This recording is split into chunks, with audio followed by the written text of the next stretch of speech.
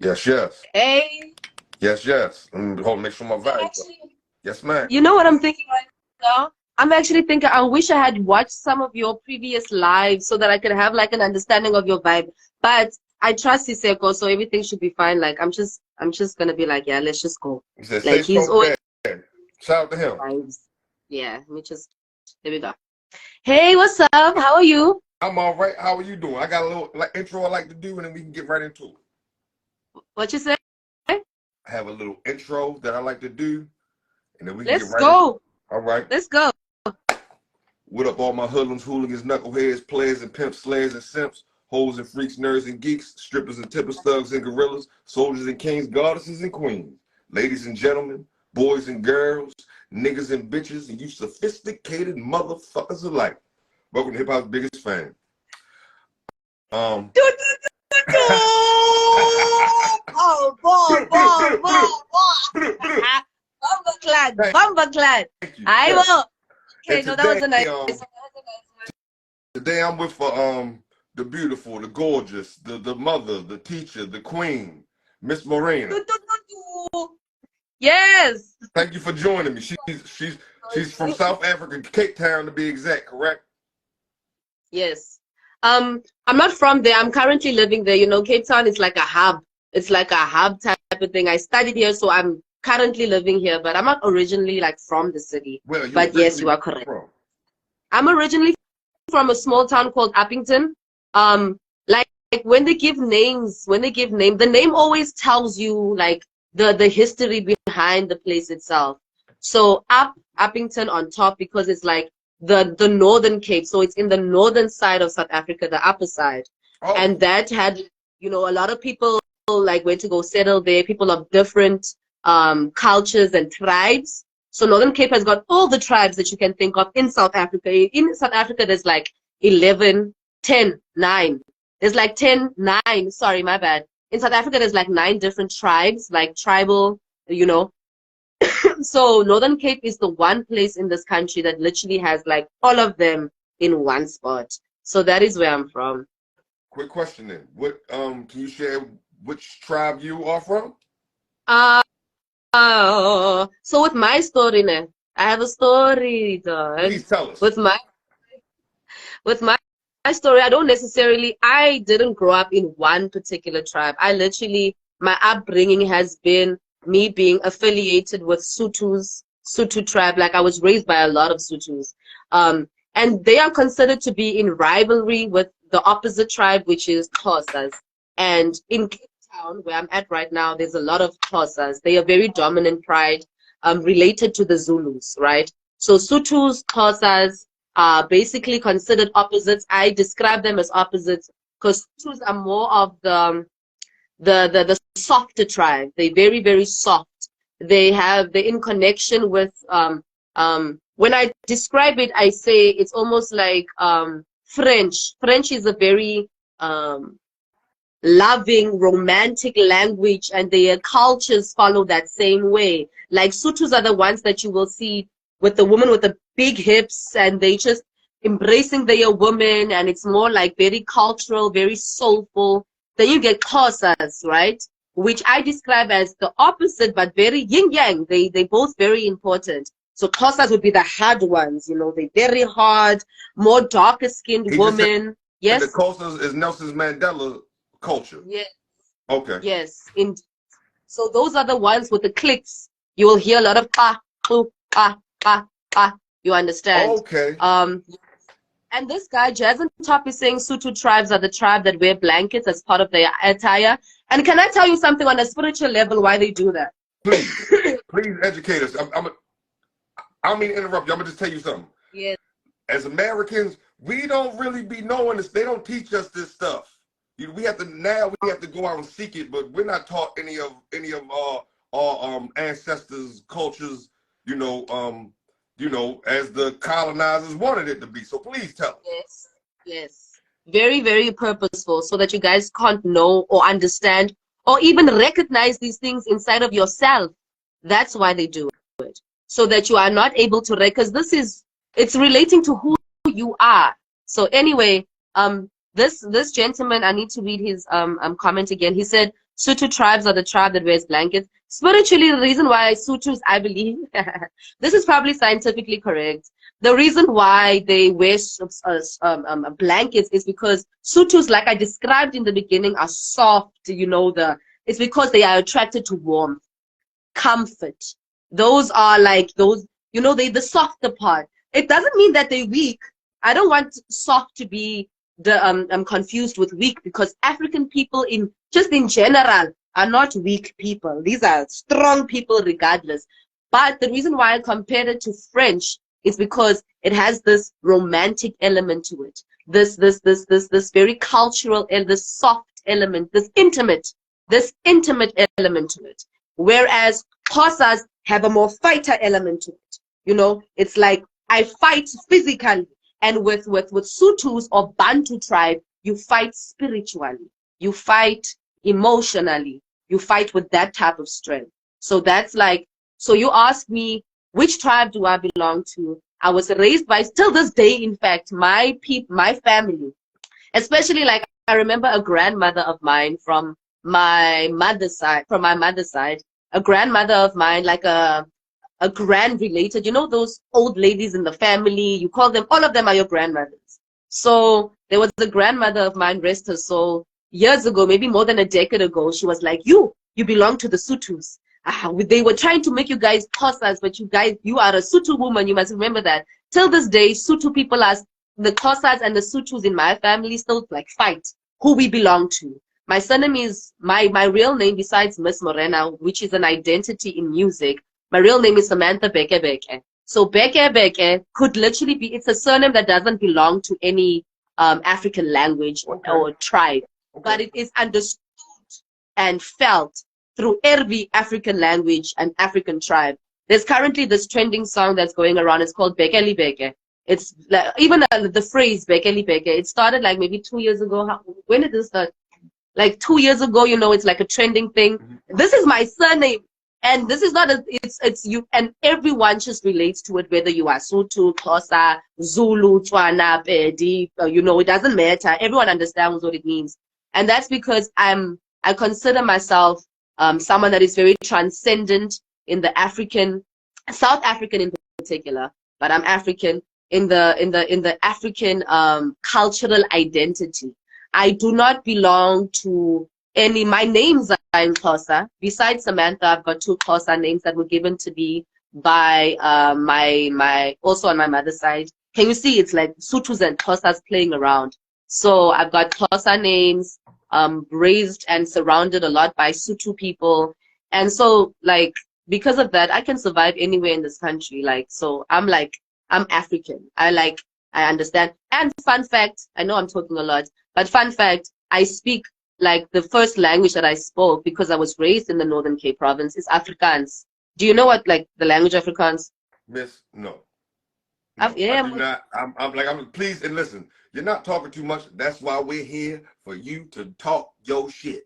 I mean that in the most respectful way, for you to inform us and tell us about what you're doing, where you come from, what you got going on. So, but no, I'm going to sound very American right now. Only thing I was really aware of from South Africa, besides was either Zulu and apartheid. I'm just being honest. That's all I really ever got over here.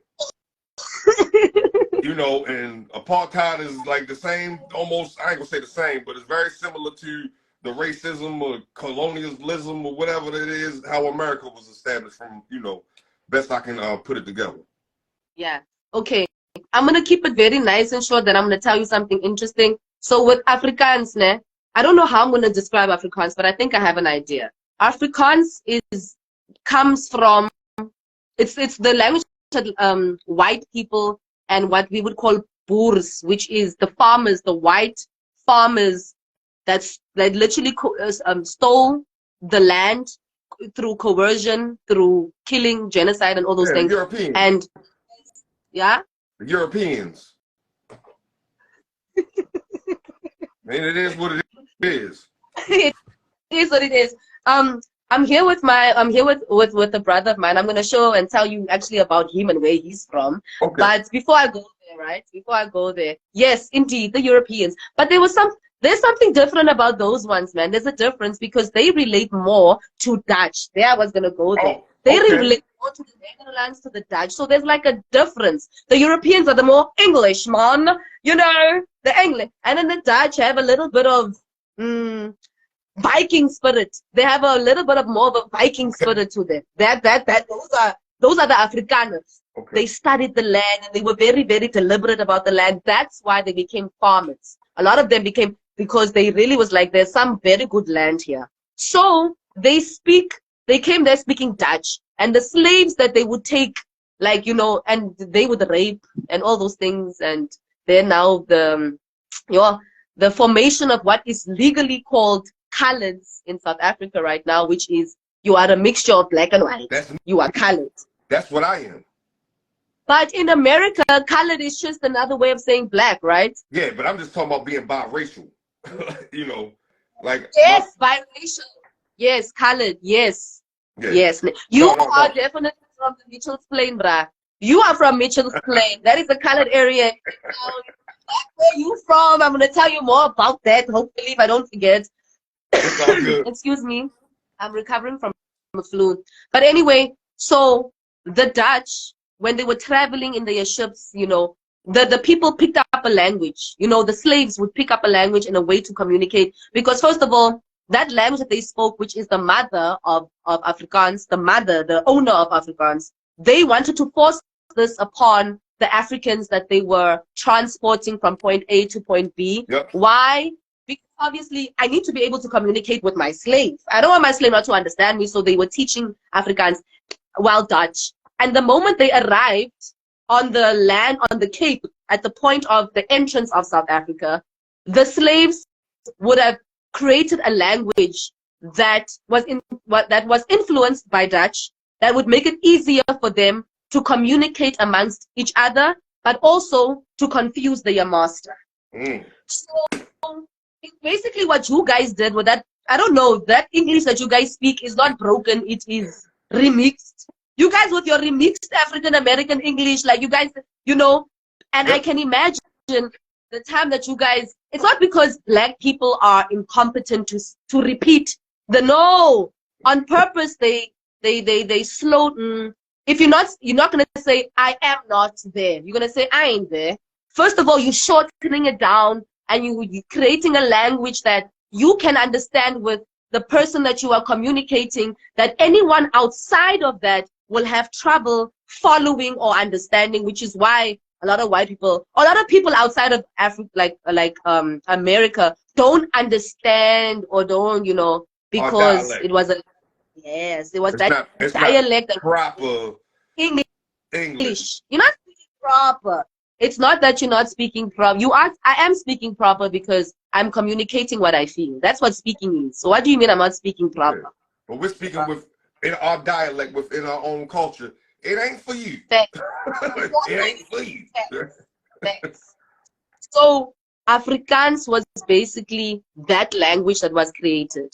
And so the Northern Cape Province being basically where the Khoisan, the Bushmen, were the people that are called the first people on earth, or descendants, or where the human race actually just, you know, evolved from. That's the Bushmen. Those are the ones that are in the center of the northern of South Africa. Those are the ones that did the Bushman art. They're the ones that created art. They were the ones that were hunting, the hunter-gatherers. And then from there, apparently, according to the history that I know, from there they spread. And these are like the original human. Can I say something? Some of them are in Australia. The Aboriginals. Yes. Okay. All right. Yes. So the original man. And this brother, I've got a brother over here, né? Please. But I want to send him. The liquor store is about to close.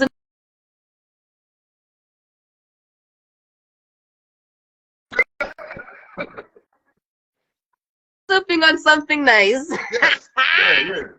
I got this and I got a little backup. on them. You know, and I know. No, because I've been eating. Huh?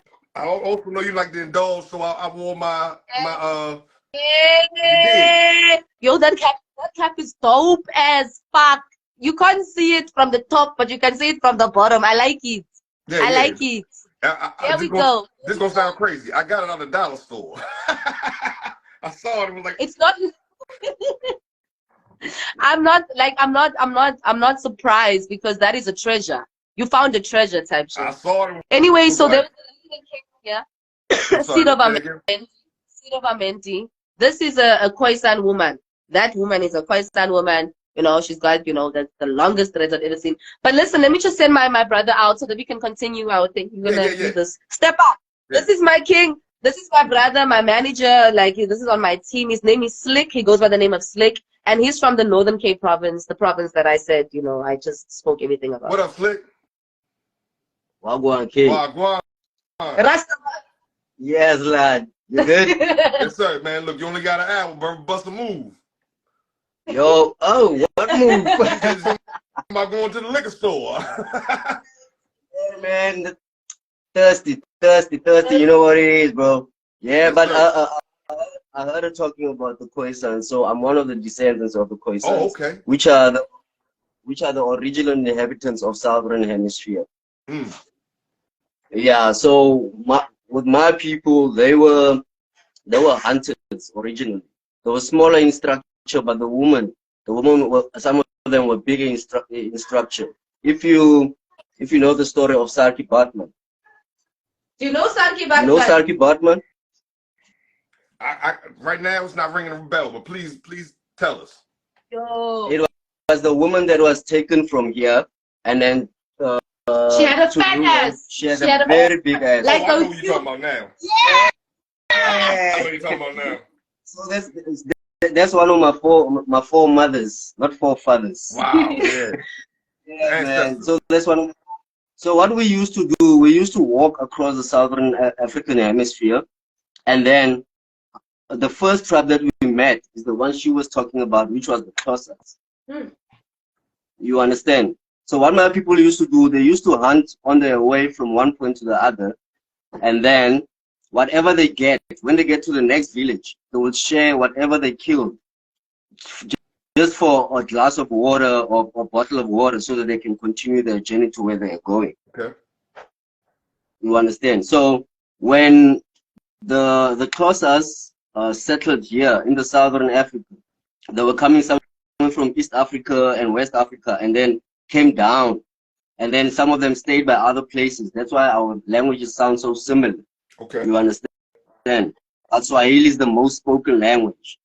Okay. Yeah. So when they settled in the KZN, when the Khoisans were traveling, what they usually do, so they met them, and then they met these people, and they couldn't understand them, and then the cliques. Remember, the Khoisan, their dialect is in cliques. Yeah. So they use that for communication.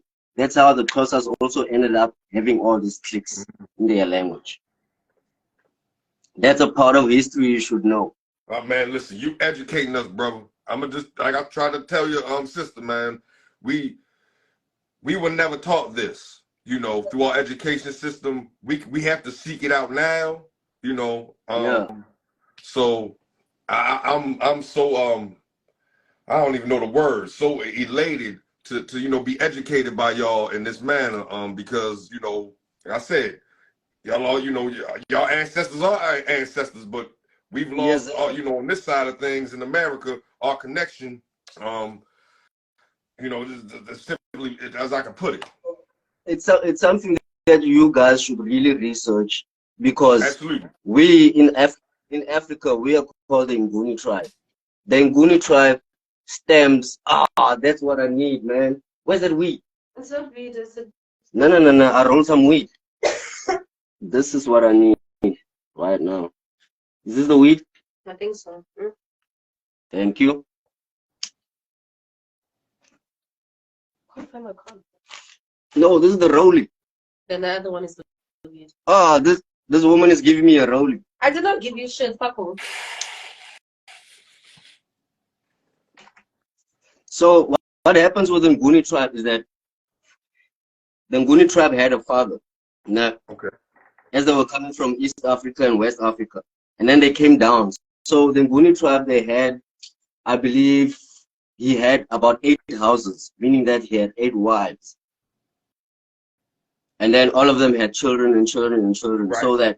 So that when they settled this side, they settled for a very long time in the KZN before they spread out into the southern Africa, up until here by the Western Cape as well.